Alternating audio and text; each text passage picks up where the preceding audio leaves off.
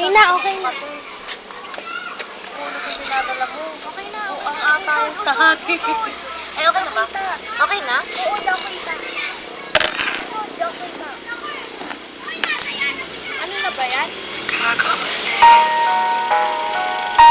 Nakakabaliw lang isipin anong gagawin sa sarili kung ayaw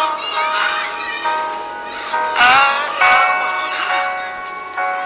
ba't iniibig pa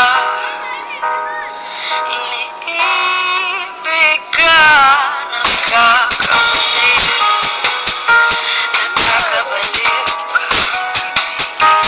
Anong gagawin at sasabihin